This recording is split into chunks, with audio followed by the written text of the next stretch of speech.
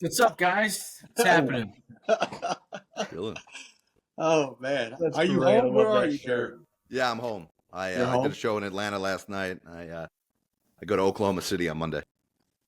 Nice. Okay, so you don't have crazy like I'm on No. an 11-day trip right Yeah, I don't know now. how you guys do it. Yeah, it's insane. I know it's so hard. Where are you? This, this guy's a suit now, Jared. Yeah, I know. Came I know, off he's the a big boss. floor, Big boss. and I now he's switched a to the suit. dark side. Yeah. Well, he wants to be a TV star. That's his thing. No, that's definitely not my thing. I just like correcting James' mistakes. That's all. It's my favorite part. He gets a lot of pleasure out of that. I noticed that you work every night that James is on.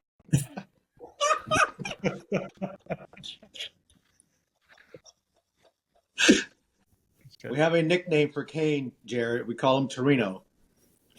Gran you know, Torino? Yeah, from Clint Eastwood. Get off my lawn. That's Kane.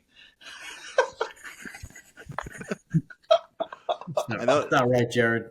I've noticed there have been a bunch of players come up to me lately being like, how great is it that Kane's not on the court anymore? Listen, I'm sure there are. All right. I would like to fake coming back just to see the look on their faces, just for just walk out. You and Monty should be on the court together. Just walk up together. Yeah. Monty would have to get in their uniform, though, I think. Yeah, I'm sure the stress of that job, I can't imagine. And listen, we add to the stress, I'm sure. But God bless Monty or whomever has that job. It's not easy. Yeah, there's no way that works harder right now. Monty is just putting the work in, man. He's it's amazing how well he does that position. It really is. Yeah, I mean, you could tell. We had a call yesterday for the crew chiefs, and I could just tell on his face. You know how like when you look at presidents, like Obama came in, he was so young, Right. and then 8 years later, he'd aged 25 years. I was looking at Monty yesterday on the Zoom, and I was like, man, Monty is aging way too fast, and it's got to be the pressure. That job is just I can't imagine how stressful it is. I know how stressful it is to do one NBA game a night, to be responsible for all of it. And what I've thought about too, like thinking about that type of thing, and I guess to a certain degree, like Adam Silver too, like if you dare go to bed early one night, right, like before games are over, and then when you wake up in the morning, like you're afraid to pick up your phone because you don't know what's coming your way. Like a bomb could have dropped in the NBA, and that's how your day is going to start. I wonder if the commissioner stays up for those West Coast games. This is a late night. It's like 1 o'clock in the East by the time those end. I know. I wonder if he does stay up late to watch that. He can't do it every night. Yeah. Yeah, he probably doesn't. He's got. I hear he's minions who do that for him. I hear he's your next guest on the pod, so you'll be able to ask him. We'll get him on. We're going to get him on RefMasters. Absolutely, we will get the commissioner on here. Yeah. Talk about some refereeing. I'll tell you who does stay up late and watch those games. Our friend Jared. Yeah, I do. Well, hey, Jared, we really appreciate you taking a little bit of time to connect with us. I've been following you guys through the whole journey, and I absolutely love it. I think it's really cool. And I talked to James about it a couple of weeks ago, and I think you're onto something. I think you're onto something really big. Thank you. You want to come referee too? Well, I thought about it. Like eventually, I'm going to get fired for something I do. So like, what else would I do? And I can't figure out what I would. First of all, I'd have to get in shape, and that would take a lot of work. That's number one. But man, I don't know if I'm smart enough. Although I have met some of your colleagues, so maybe I could do it. That's a starting point for us, which is in preparing for our time with you today, Jared. Yeah. We were thinking about the similarities and differences between what you do as a sideline reporter, as a broadcaster, and what referees do. And while it on surface might seem very different, I think there's a lot. Some interesting. Yeah, I like where you're going with that. I think that there's a lot. To me, the biggest thing that I've spoken to referees about that relates to me, which is why I think I've become friends with referees, is we're the only group that's in the game that doesn't win or lose, but yet we get the feedback. I'll put it nicely. The feedback that we get, you guys probably on a different level than me, but you make a mistake, you say a name wrong, you ask a dumb question, James gets whistle happy, which is just a game for James. And there's also a lack of education, right? Like of what I hear from people about what they think I should be doing on my job. They haven't held a microphone in their entire life. They haven't dealt with a TV executive who's telling me how to do my job. And if I listen to the random Joe Schmo fan rather than my executive, guess what? I'm now Joe Schmo fan, right? I don't have a job. So I think there are a lot of parallels. I think the biggest thing though is the not winning and losing. I will say, I think where the disadvantage in my favor and what we do is that everything is subjective. I'm sure there's a lot of gray area in your field, but there's black and white of that's a block, that's a charge, that's a 3-second violation, right? Like there is more objectivity where for me, I can have one boss tell me one thing, and I've had this in my field where on a Monday, one boss says I want something done one way. On a Tuesday, a different boss says something completely different. I want it done this way. The two bosses don't talk. And now on Wednesday, I got to go decide which direction I'm going. Oh, wow. That's it. What's a great comparison to that is college officiating. Where you have different coordinators that want it done a different way. Right. These college refs that are working in multiple conferences, they need to be chameleons and remember, okay, this coordinator wants me to stand here on this type of play. This coordinator wants me to, run over here on this type of play. And it's amazing how good of a job that those guys do. I think about that too. Like, yeah. And I used to do a lot of college basketball. So let's say, you're doing the conference I did a lot was the CAA, right?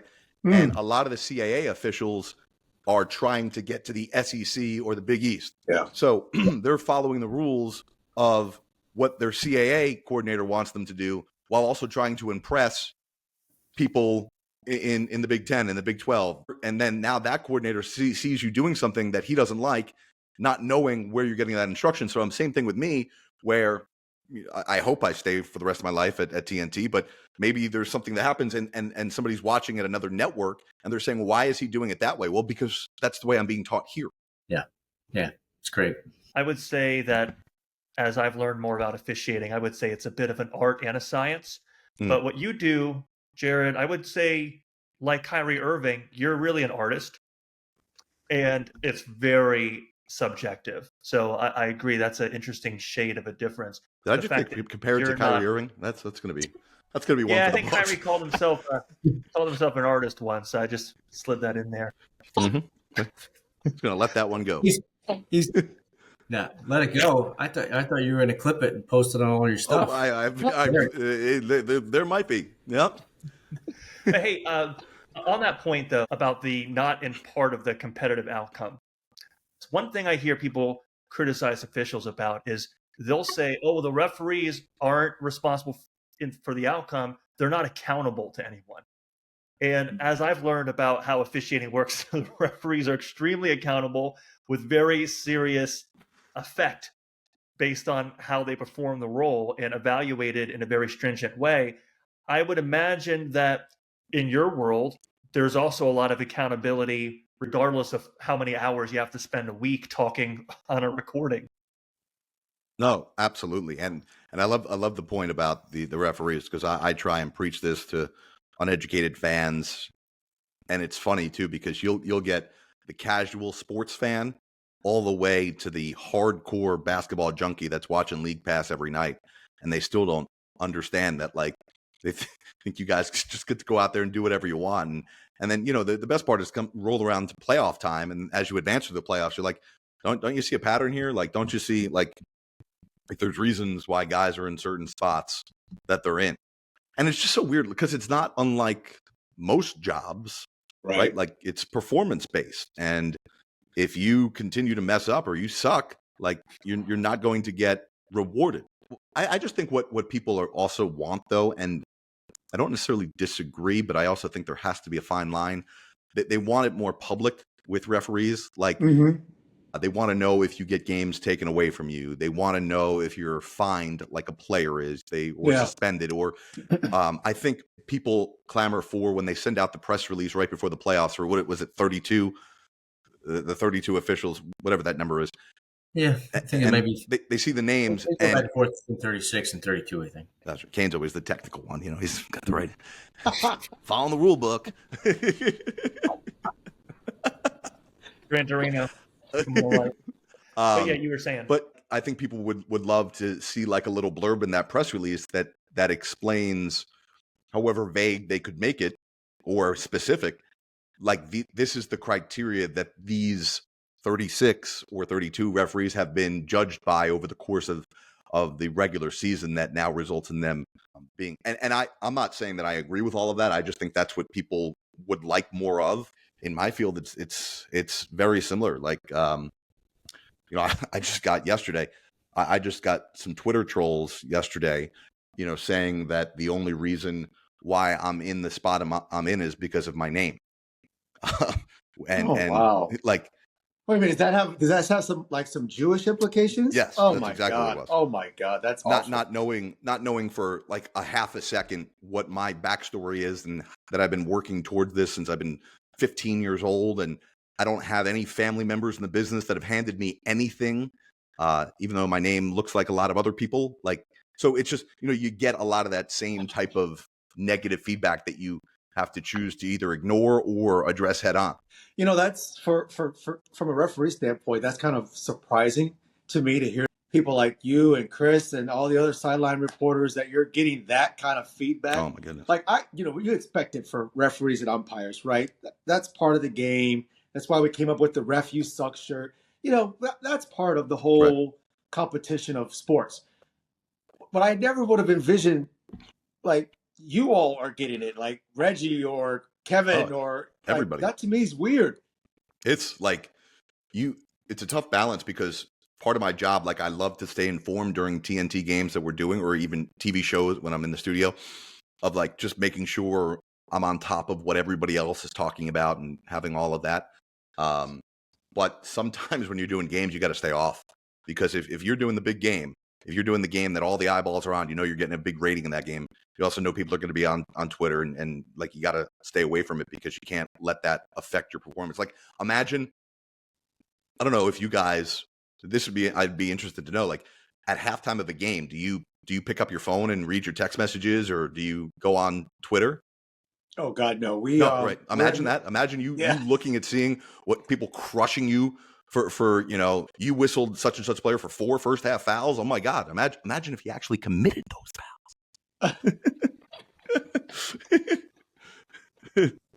The first little hint of that I got that was during the Super Bowl, because I saw some stuff about Romo. They were giving him a hard time. Yeah. And it didn't, I watched the game and I was listening to him. I thought he was great. So informative.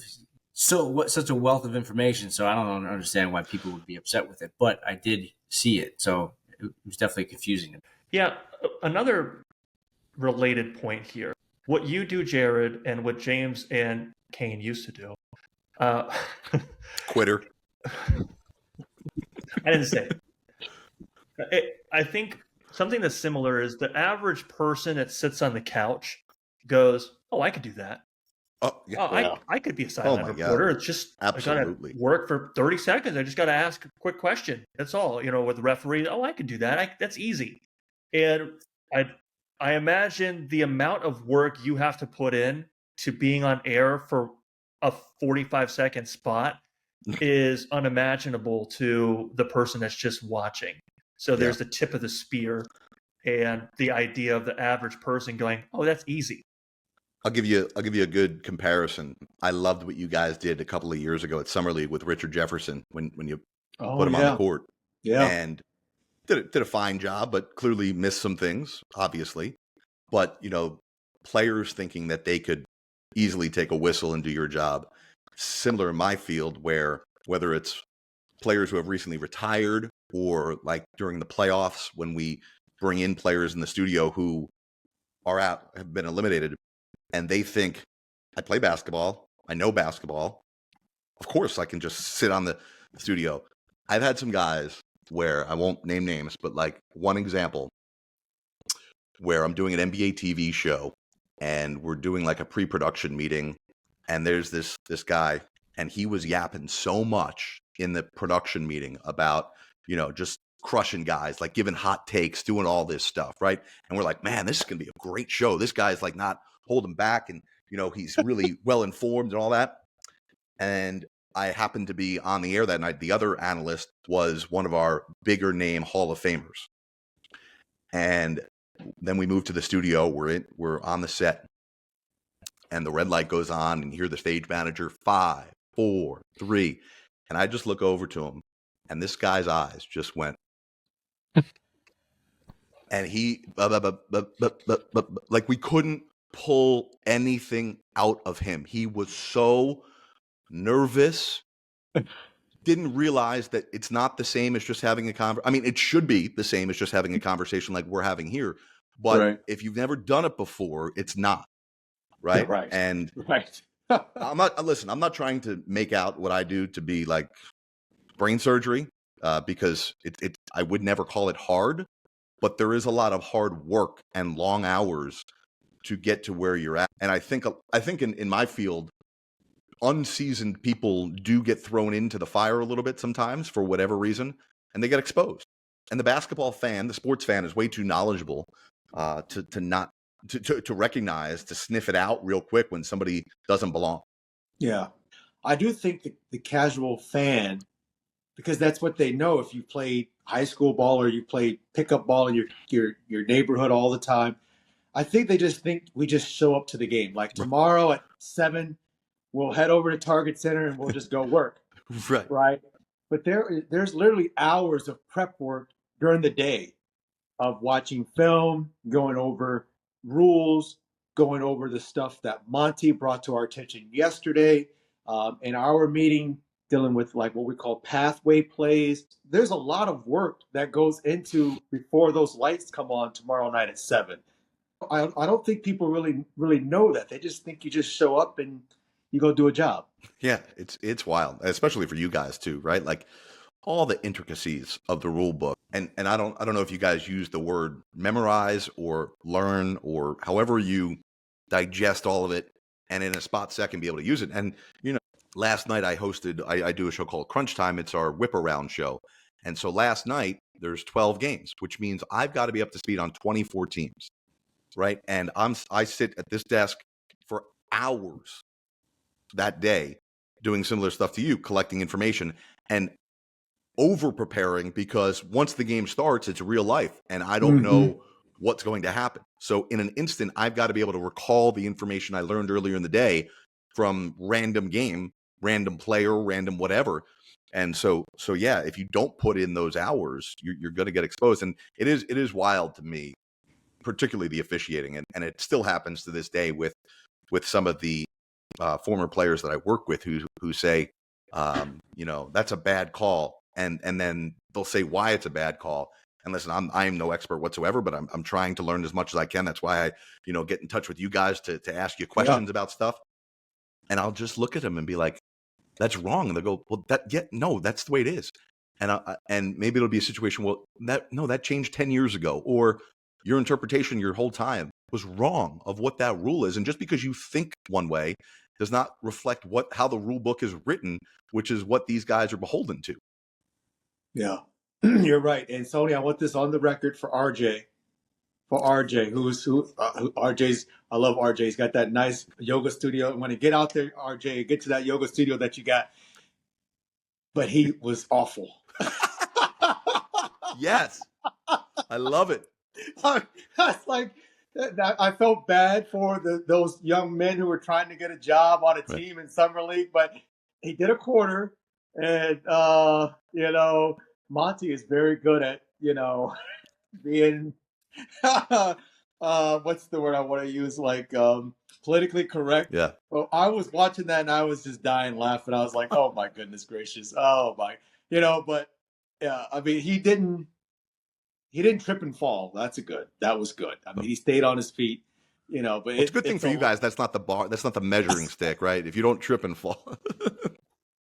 Jared, I wanted to ask you about Crunch Time. And by the way, those of you out there checking this out, Crunch Time is a phenomenal show on NBA TV, or on the NBA app, I should say. Some folks call it the basketball version of the NFL Red Zone. I call it the gateway drug to League Pass. Yeah, I love that. The gateway drug good. to League Pass. I'm stealing and that. I was thinking the same thing you just mentioned about preparation, and that you had 20 plus teams playing yesterday, and you're preparing for Let me do all a of cane. these Let me do a potential cane. things that could 24, become part of the 24 teams are narrative. playing.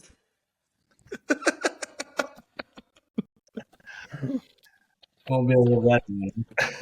So, but Jared, along this line with preparation, how has your preparation, your approach to preparation, how has it changed over the last few years? Because I do think the way you prepare for your gig with Crunch Time in particular, I think it's similar in some aspects to how referees prepare. They prepare a lot, and a very small percentage of their preparation actually gets applied in that given game. And I think that's what you kind of experience with your show. So how has your preparation maybe changed over the last few years? It's a great question, Sony. And to me, this, like, we could do a 17-hour podcast on this because I just love it. You know, I always say when I speak to students or people who are trying to get into the business, my pride and joy and all that, like, I love the preparation more than I love the execution of the work. And to me, you know, I'm not the, you can find somebody better looking, you can find somebody with a better voice, you can find somebody with a better delivery. My purpose every night I show up to the studio or to an arena is to make sure that nobody in the world is going to be more prepared than me for that situation that night. And that's what drives me. People always ask me, it's funny, my nephew's over my house this weekend, and he asked me before last night's show, he goes, "Are you nervous?" I said, "No," because nerves come from not being prepared. Yep. If you are prepared and you trust what you know and what the work you've done, then there's nothing to be nervous about, because nerves just, to me, basically showcase a lack of readiness. And so for me, I'm always changing how I prep. And how I prep, I used to do even a lot more than I even would now. But as you said, Sony, I've learned what works for me. And preparing for Crunch Time is totally different than preparing for a TNT game that I do. Not just in the fact that there's way more teams, but the TNT broadcast is more intimate. It's more get to know these people. And my role is to know storylines, to, if there's rumors about trades or firings or signings, having context and perspective on those and speaking to the right people who could shed light and add some knowledge to that. Whereas Crunch Time, a lot of what I do is knowing streaks and trends and what's happening with the team. You know, last night the Washington Wizards made a lineup change. The Warriors just made a significant lineup change, being ready for what was done, why it was done, who's coming in, who's going out, injuries. Is this guy coming back? You know, the Rockets just got Fred VanVleet back last night. What their record was in the time that he was out, knowing that type of stuff. So if it comes up where the Rockets have a really good game last night, well, yeah, the direct impact once again is Fred being back on the court. And then a lot of it too is knowing what guys look like. Because for me on Crunch Time, especially like last night when we came on the air at 8:30 Eastern, there were 8 games going on simultaneously. And I have like what we call like a little command center. It's kind of like the second home that Kane has in the replay center, where we have, I'm watching every game go on simultaneously. What I pride myself on is being able to be told, not even being told sometimes in my ear, they just put it on the screen, a game, it's Charlotte and whoever or whatever, and I can tell you who has the basketball, right? I can tell you who committed the foul. I can tell you who's yelling at James, right? Yeah. Like I could, and knowing those body types, knowing jersey numbers, knowing if a guy's a lefty or a righty, Right, the Knicks are really hard. They got 17 lefties on their team. It's like you can't just be looking at that. They all went to Villanova. Exactly, yeah. So being ready for that, like the last couple of weeks have been more challenging, but more fun with all the trades that were made. Like knowing, some guys that are, not to be disrespectful, but like throw-ins in a trade, or you don't think about. On Crunch Time, we're not just doing the biggest games, the biggest stars. We're covering every game, every play that happens. So anybody who's in a game at any time, I have to know who he is, and I have to be ready to identify him. That's a big part of being a professional referee, because it's all about respect, right? It's, the coaches, obviously the head coach, but they got 3 assistants that sit on the front row, and they got like 8 or 9 in the back 2 rows. And then you got the 12 or 15 players. So last night I was in Denver. They were playing Washington. That's right. And late in the third, Brian makes the substitution, and he brings in this young man I had never seen before. And it pained me, because I was like, I don't know this young man's name. So if I had to speak to him, I wouldn't have known it. Right. And that's it's for me, it's like a disrespect thing. I should know his name. Right. Right. And he actually played really well. Like, he got 3 steals on Jokic right away, a couple points. I mean, I was like, wow. But knowing people's names, oh my goodness, it validates that you've earned your spot out here on this floor. I'm going to treat you with respect. And it bugged me last night that I just 97, and I was like, dang, I don't know this young man's name. And let me shed some your age. So. Yeah, let me share a cool story that is the similar storyline that I had this year. I was doing a game in San Antonio, and I was sitting down. I think the coolest part of our job is each head coach is required to meet with us in kind of like an off-the-record conversation for 10, 15 minutes before every game. And that's really where we get a lot of information, a lot of insight, get to know these guys. Much of those conversations are never about the game or about basketball. It's about life, or Greg Popovich wanting to recommend where we go to eat after the game, things like that. But Pop shared a really cool story, because obviously we're talking so much about Victor Wembanyama. And he said one of the things they do every night with him, and this, I don't think this is unusual to San Antonio. I've heard this happen other places as well, but it's really cool. They give him the headshots of the 3 referees that are working and the names. And they instruct him, and I don't know if James, if you've had this year, but they instruct him before every game to go up and introduce himself. I'm Victor. Nice to meet you, James, and say your name. And it's a really cool thing that they're doing with Victor. And I'm sure it happens other places. I know usually in locker rooms, they write down the referees' names. Sometimes they put up the headshots. But just to, again, going back to where this conversation started, to humanize who everybody is and to get to know everybody. It's a lot harder to hate someone when you know their name and you've shook their hand. That's right. I'm going to give a quick story, then I'll let Sony ask the next question. Pat Bev was really good at this. I remember when he was with the Clippers and when he was with Minnesota, he made a point. Pat Bev knew all of our names, but he would take the young person on their team and he'd bring them up for the captain's meeting. He'd point at, all right, what's this person's name? Oh, that's Sony. What's that person's name? That's Jared. What's that? You had that young player had to identify all 3 of the refs. Pat Bev was really big on that, and he still is. And so it's not hey ref out there. We don't say hey player. We say, what do you have, Joe? What do you have, whomever? It's and then it's helpful. It's about respect. It's helpful when you want to bring a camera out onto the court and show the referees where their mistake was, to know their name, that Pat Bev did last year, right? Like it's really helpful to do that. That might help. Yeah, so aligned on that. I was thinking the same thing there, Jared. Yeah, going back to your preparation, that's, I'm sure, the biggest predictor of your success. Although I thought it was just that your last name was Greenberg before today. So you're not wrong. Yeah. Coming up from you were at Mawa High School, right? Yeah. In Hofstra, yeah. So I thought it was just Greenberg, but I guess it was actually just that you worked harder than everyone else. Or silver spoon the whole way. Makes Born more on third sense. base.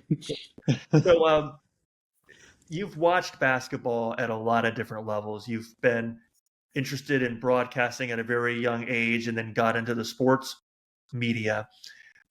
What's unique about the NBA game, and what do you see on the horizon for the game? Because it has been evolving a lot. That's been the topic of conversation, just coming from All-Star Weekend, the evolution not just of that event, but of just the game as a whole. So what's unique about the NBA game, and where do you see it evolving over the next few years? But the first thing that comes to mind is just how buttoned up everything is, from the broadcast to the referees. How you guys show up, where your locker room is, what the process is there, all of the security everywhere around the players, around the refs, that type of stuff. But to me, what I think is on the horizon, and it's no secret, is just the technology aspect. We saw it all start, Saturday night with the court. I'm sure we're moving towards that, and we even saw it this year with the unique courts for the in-season tournament. And I know the NBA is not saying that was the perfect solution, but it was a step in a direction where we're going to go to have more unique things incorporated into how you consume the game. I'm really excited for next year, for when the Clippers' new arena opens up, the Intuit Dome. Some of the things I've heard about the fan experience is going to be remarkable. I think there's just so many aspects of consuming, and that's not to give another shameless plug here, but like, to me, what I love and so passionate about the Crunch Time show I host is, I think it services how so many different types of people consume the NBA these days. Whether it's, all right, I've got a game on my big screen, but on my phone, I'm going to watch Crunch Time and keep up with everything else happening. Or I'm going to put Crunch Time on my main screen and just be able to watch all 12 games go on simultaneously. I think we've seen a real shift over the last decade or so on how people watch content. Yes. And how they get their content. And I think that over the next, we've seen a drastic change in how we're delivering that over the last decade. I think it's only going to be even more different over the next decade. And in particular, the big news in my world that we're all waiting on the edge of our seat for is what this new television deal is going to look like. And it feels like, at some point in the next 6 months, if not much sooner, we're going to get some information on what that is. I think the one thing that really helps with the NBA is they're not afraid to try stuff. Oh no. Right? They're progressive in that way. I can tell you from a referee standpoint, those in-season tournament games, you could feel the intensity level. You're 14 now, after all these games, after all these years, you kind of get a feeling of how things go, the rhythm of the season, November, December. Yep. Well, it totally flipped it on its head. It was awesome. These in-season tournament games, they felt like playoff games the way that they were playing out there. And so, the NBA's not afraid to throw stuff up against the wall and see what sticks and try to, anything to kind of enhance the fan experience of the greatest game in the world. No, I completely agree. And I think that's something that I really pride myself on every night is, as much as I love what I do, I'm also a fan, right? So I try to deliver. I always ask myself, and this sounds kind of cheesy and corny, but it's the truth. Before every show, before every game, I sit there and ask myself, or before I interview somebody at the end of the game, the walk-off interview, what's important to the person sitting on their couch watching this? What do they want to hear? What can I do to either entertain them, to inform them, to give them something that kind of justifies my being here, right? Yeah, that's good. It's a tall order. And it's interesting. You said you're a fan, and that's a lens that you're always going to bring to the game, even if it's your job at the same time. It seems like over the last few years, the gap between referees and fans has widened. Yeah. It might just be the proliferation of content and discourse on social media, right? Mhm. But it's certainly a challenge. And you have an interesting vantage point in the work that you do. What are your thoughts on the cause of that gap and whether it could be bridged in any way? Yeah. There's no question it's that exists. Why it exists, I think you hit probably the nail on the head. There's probably some other reasons, but just the conversation, right? Like if you were, back in the 90s watching a game on your couch and you were mad at a call that Monty McCutcheon made or didn't make, you just, mumbled to yourself or maybe punched the wall or whatever it was. Now that same person is going on social media and interacting with everybody and is seeing, now you get almost every team puts live their post-game press conferences. So you're seeing the players moan about it, the coaches moan about it, the commentators are going, and it's easy fodder, right? Like referees are low-hanging fruit for us in the media industry, right? Like it's easy because we could always find somebody that's going to disagree with something that you did. 100%. Yeah, so I think that has a lot to do with it. But you said it earlier. Like I have always pushed since I started working at Turner that we need to humanize players. I think now, and that still needs to happen. We still need to do a better job. We just saw another incident last night in Dallas. We need to humanize the referees as well. And I think once we recognize that you guys are, and like, another thing that's like bothering me is like whether it's the management side on the NBA or you guys on your social media accounts as the ref union, but like you've done a better job of being transparent, admitting mistakes, acknowledging mistakes, and then people go, "Well, what good is that? That does, like what do you want from this scenario here?" Like, and I just think people enjoy, and listen, I'm very much the same way, but people enjoy being angry at something. And I think this is an easy thing to be angry about.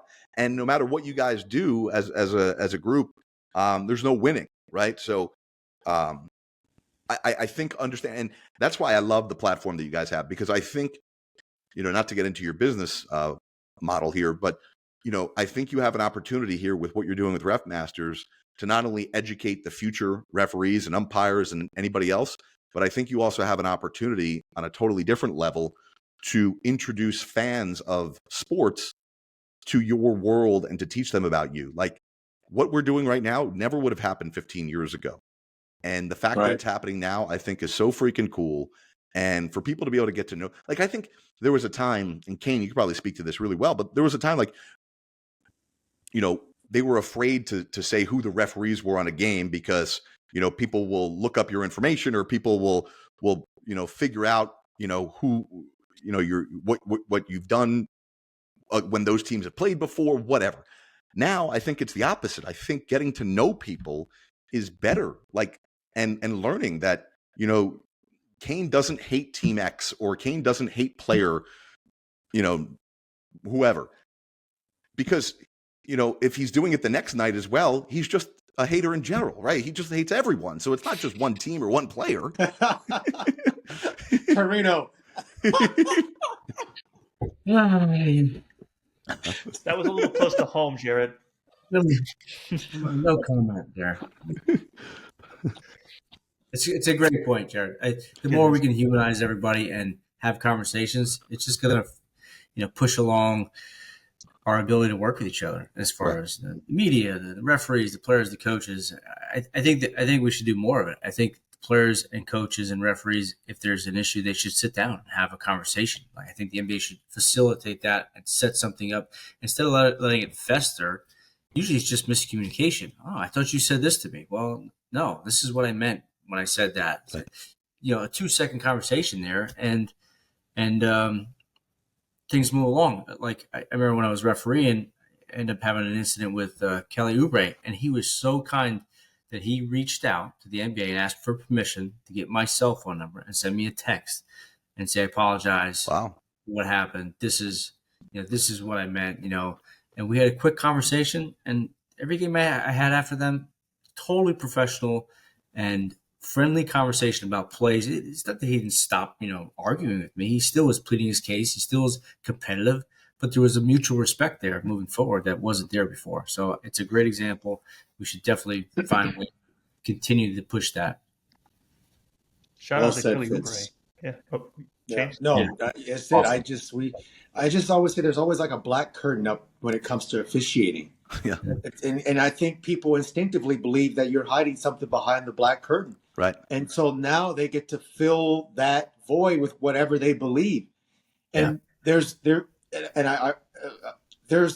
no conspiracy theories. The commissioner is not saying Boston and LA have to be in the finals.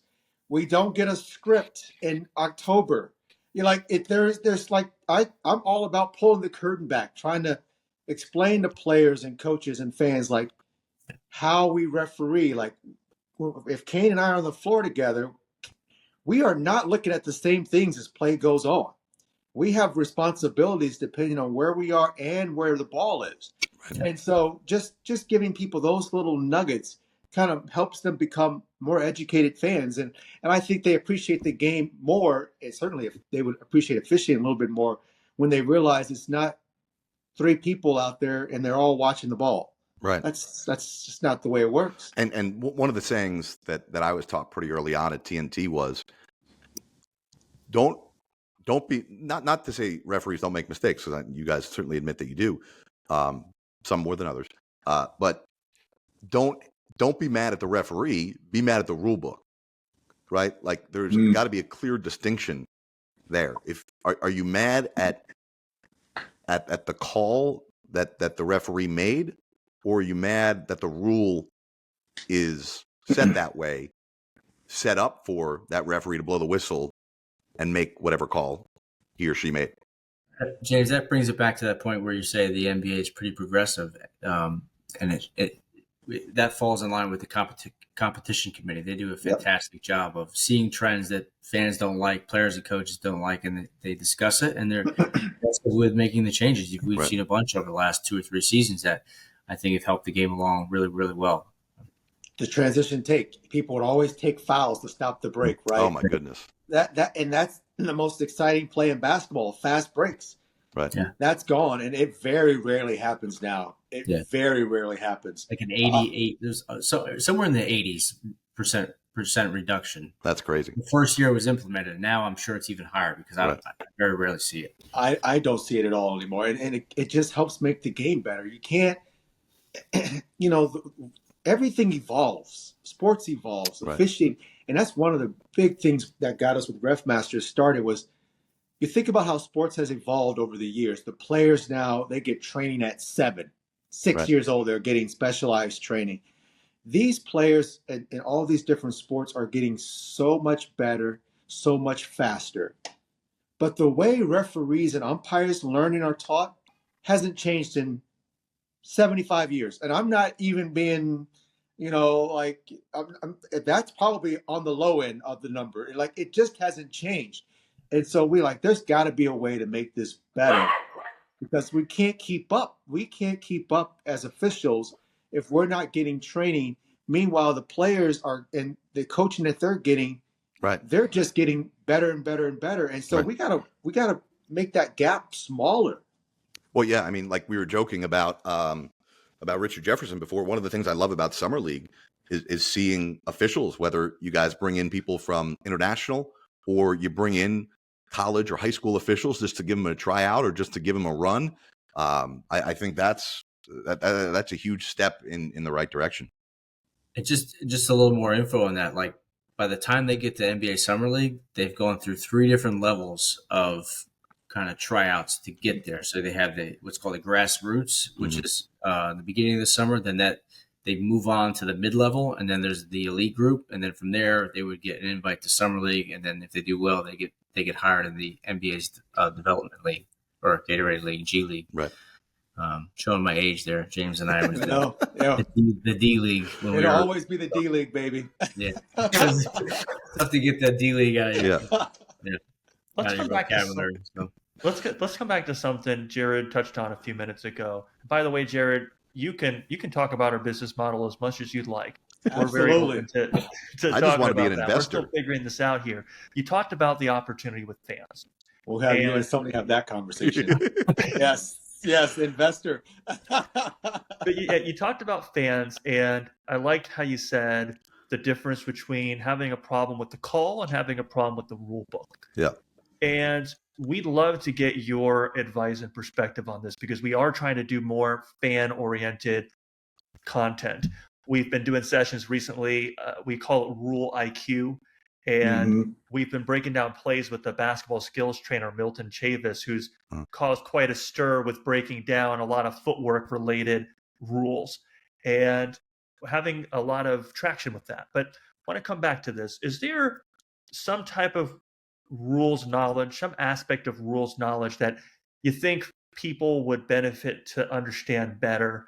I know James had just mentioned that he was talking with his colleagues recently about pathway plays. I know that's a subject of a lot of debate when I see on social media people talking about foul calls. Is it that? Is it something else? What are your thoughts on the area of rules knowledge that we should be focusing on educating people better on? Yeah, I mean, the big one, the low hanging fruit is always going to be the travel, right? And the Euro step and you know, fans understanding when the count starts on the steps. Something that's come up a lot this year. I don't know if it's just me coincidentally or if you guys have seen this as well. There have been a lot of plays at the rim with a With defender. contact. A defender contacts the rim. It happened again last night at a game. And for me, I'm always looking for clarity, right? Because in certain instances, you have to dislodge the rim. In certain instances, you could just touch the rim and it not be basket interference. I think to me, a lot of that. And then the other big one for me, and again, this pops up every single game, is that, and I know the NBA with the competition committee has cleaned this up a lot, but it still exists, is the offensive player initiating contact and it becoming a defensive foul. I know a couple of years ago there was a significant change, and that's, but we still see it where there's contact, and the people at home are wondering how did the ball handler get to come, head down, driving at 1,000,000 miles an hour, and the defender comes over. What's the defender supposed to do other than just stand there, and he's getting whistled for the foul? So those are the three areas for me: the traveling, the play, the rim contact, and then the offensive initiated. I love Those are good. Yeah, go ahead, take it. No, I wanted to see if the Kane, because he gets paid to do these things. I was hoping Sony would tell me and then just embarrass me. Right, there we go. That's what we're gonna do. We're all gonna get together for the. I mean, they're great. They're great topics, and we could probably do a podcast on each one. Yeah. But one of the things with like the block charge, we would love. We talk about a lot is the T principle. So if it makes it a little bit easier to understand for the average fan, if an offensive player is on a drive, so if you can think of the vertical line for the T is that the offensive player's path, right? And then the defender is sliding over trying to get in position for the charge. Well, they have to complete the top of the capital T prior to contact. If it's a dribbler, it's just prior to contact. If it's an offensive player who's jumping to shoot a basket, they have to get there prior to the upward motion. And that upward motion is not the gather. A lot of people say, oh, he's got to be there before the gather. It's not the gather. Usually there's a plant foot on the jump.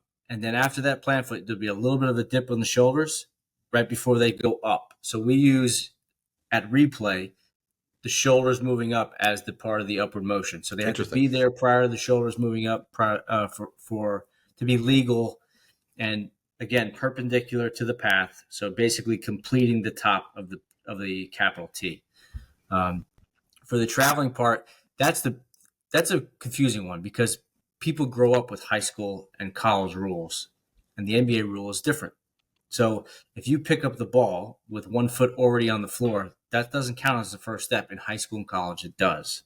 So you get an additional 2 steps after what we call the gather step or step 0 in the NBA. This is one of my biggest pet peeves is the fact that we don't, in the United States, we don't have rules that are the same for basketball, period. Right. There shouldn't be different rules for all the different levels. We still have some states that don't have a shot clock. So that's, like. Oh, yeah, that's right. I would love to get to a place where everyone's playing with the same rules from the time they pick up the ball to the time they retire from the NBA. It's all the same. That would be ideal. That's what they do in Europe. Yeah. In Europe, they do that. Yeah. And then the goaltending basket interference stuff fits. Yeah, I mean, you can touch the rim. It's whether it's in different scenarios. You can always just make contact with the rim, right? You can't hang on the rim and have the ball pass through. You can't hang on the rim and try and block the shot. You can't shake the backboard and make the ball take an unnatural bounce. But just the act of happening to be up there and trying to block a shot, and you make contact with the rim, isn't in itself a violation. So you want to see a grabbing of the rim with something happening, the ball passing through or trying to defend. But just the fact that they touch it doesn't mean it's a violation. Right. In fact, we had a game end on that earlier this year. I think it was a Warriors game, and it was called basket interference so they could go look at it. Oklahoma City. Yeah. Yeah. And a lot of people were confused because I think it might have been Draymond touching the rim, but it wasn't. He was the offensive player, I think, too. Yeah. I will say the basket interference goaltending, what you can and can't do with the rim, it is a very, very complex rule. Yeah. And so trying to break that down to the average fan, it will require a couple of podcasts to get them to understand, because you can do certain things at certain times, and at certain times it's legal, at certain times it's not. The same exact act. Right. And just James, explain a rolling ball versus a bouncing ball. So like if the ball is rolling on the rim and it's using the rim as its lower base, you can't touch the rim. Right. Because the ball is using the rim as its lower base. But if the ball hits that rim and bounces up, and now the ball's in the cylinder, you touch the rim, completely legal, because it's the gist is you touching the rim while the ball's in the cylinder above it has no impact on the ball. So you can touch it. And so these things happen in splits of a second. And I would say is for our staff, we probably get live maybe 85% of these things right most times. And these things happen so fast. And now you're trying to figure out whose hand is up there too. Right. Because you have offense and defense, and you're trying. I always say, man, if you got a dark-skinned hand and a light-skinned hand, it's a lot easier for me to determine. You got two dark-skinned hands up there. It's like, oh, crap. Which one is that hand attached to? It's like, that's how hard it is. And you're trying to determine that literally in less than 1 second. Yeah. I think one of the great innovations that has taken place, it actually happened in the bubble, is referees speaking into the microphone. Right? Mm-hmm. Like last night during crunch time, there were so many amazing plays, so many great things, but there was nothing better to me when I had dueling reviews, one with Kevin Scott and one with Bill Kennedy. And I couldn't decide who I wanted to hear more, Bill Kennedy or Kevin Scott, right? Because it was freaking awesome. And by the way, like we're joking, but like that hearing these guys' voices and their personalities makes it like what Scott did earlier this year when people started to cheer and he goes, yeah, but you're not going to like it. Like that was awesome. With that said, and Kane, I know you are directly responsible for this. Can we please get every arena straightened out? Because there are some arenas where like you guys are hitting the button and we can't hear you. Yeah. Unfortunately, the teams have control over that. So you should take over that project. Some arenas allow it, some arenas don't. Trust me, it's an ongoing tug there to try and get it all similar in every arena. But right now, it's not. Who do you guys think is the best? Who's the best on the mic? Oof. I got to tell you, Sleeper James is excellent, and not because he's a good friend of mine. He does a very good job, very clear and concise, knows the rules well. The sleeper coming from out of left field that no one knew was Kevin Scott. He's really turned on. He's doing a great job. Billy Kennedy is a fan favorite. Everybody loves Billy.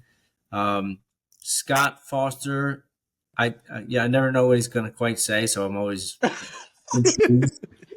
And he talks really fast, so that's kind of trying to figure out what he's saying is fun. And Tony Brothers is starting to put a little of his personality into it, so that's good. I wish people could know Tony. He's one of the funniest human Tony beings. So yeah. Well, Tony is hilarious. Let's just go back to the origin and little transparency. We were all in the NBA bubble together when this started. Yeah. And I think the first person to go on the mic, to use the mic and the camera, decided that he was going to make love to the camera. That was Zach Zarba, right? Like he wanted to show the world that incredible hair and that voice. I got something for you. Next announcement Zarba does, you watch. I guarantee you, he will look at the camera and then put his hand right here like this. He has this little thing that he does. Is he sending a signal to somebody? Yeah, I don't know. He must be. That's the great part about the replay center. We see everything. Yeah. Absolutely everything. So I don't see every little tick, every little habit. It's so fun. So I started this just a few weeks ago. Now I'm going to do it. I'm going to keep it going. I started before the game because I'm always right before tip. I'm hanging around at the scoreboard. Mm-hmm. I just go look in the camera and just like give him a weird look. So Kane, for you, I'm going to come up and give you this. Tuesday night from Oklahoma City. I'm going to give you a signal. James, who do you think is the best? I want to hear who's the best in the mic. You can say yourself. No, Zach is good. Zach is really good. He's good. But he's just so good looking. He's hard to look at. Let me tell you, and I will also say, a little annoying, right? I mean, it's just fun. Like there are 74 officials on the NBA staff. Yeah. And correct me if I'm wrong, Fitz. I think we have seven females, the most of any sports league. So, out of those 74 officials, there's only one who takes his own personal hair dryer to the game in his bag. That is Zach Zarba. Yeah, He's got to make sure.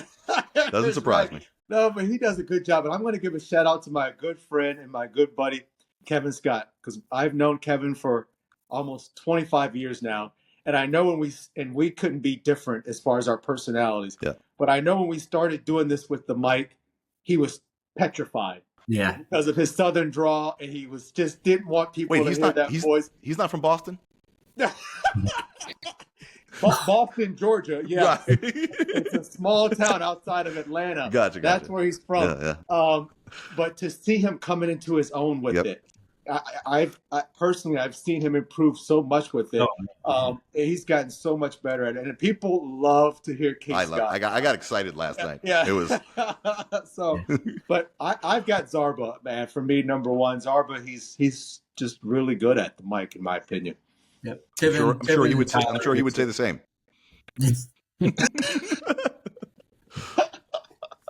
Can't wait till he watches this. This is going to be great. I'm going to send it to him. Well said, though, about the point on humanizing the referees and hearing their voice, the impact that's making to connect with people and to hopefully bridge part of the gap that we're discussing today. A lot of fun. We've got to do a session on some of those rules knowledge points. Those were phenomenal, Jared. I'm out for some revenge. Back in the day, I used to host a show on NBA TV with Joe Borgia, and we'd end the show with a contest. And I think I'm batting 0. So, like, I need some redemption. Like, he used to get the trickiest freaking calls, and try and get me and Dennis Scott would host the show with him. And I don't think I ever got one right. And if I did, and then here's what he would do to me. I would get it right, and he goes, "Yeah, but why?" And so my answer was right, but my why was wrong. So he goes, "Nope, doesn't count." I'm telling the rule. There's so many nuances to them. So many nuances to them. That'd be a fun session. We'll definitely do that. Listen, I don't feel bad for you at all because he wrote our tests for 10 years. Oh, so we had to take his tests, weekly tests, 50-question tests. Yeah. Brutal. And I'm that kind of test taker that I want you to try to see if I know the rule. Don't try to trick me. Right. Yeah. Like, those are two different things in my opinion. Right. If you're trying to trick me, I'm like, I know the rule, but you trying to trick me. Right. And so, that drove me nuts. This makes me feel better because I've lost a lot of sleep over this. So feel better about James this. and Kane will coach you up for sure. Cool. They'll help. Yeah. I know. And if you put me on the court, I guarantee you I do better than Richard Jefferson. Yeah. I mean, you went to Hofstra, for crying out loud. They don't play basketball in Arizona. Right, the Harvard of Hempstead. Yeah. That's right. Hempstead. Yep. I would be remiss if I didn't ask you about what's next for you. I know we're winding down our time for today, but what's on the horizon for Jared? You've been having a lot of success with Crunch Time. Thank you. I know we didn't get to talk about this today, maybe at another time. It's certainly a show that referees are really into. And I think the footprint of that show is just continuing to grow. And like I said, it is a gateway drug for NBA League Pass. So it's I am stealing that with no shame, and I'm not giving you any credit for that one. I love that's fine, man. That sounds that's so. What's on the horizon for you? Do you have any projects coming up, or what's your goal? Was it whether with the TNT work or with the Crunch Time show? What's it looking like for you? Well, I just had a child recently, and if you have a child, thank you.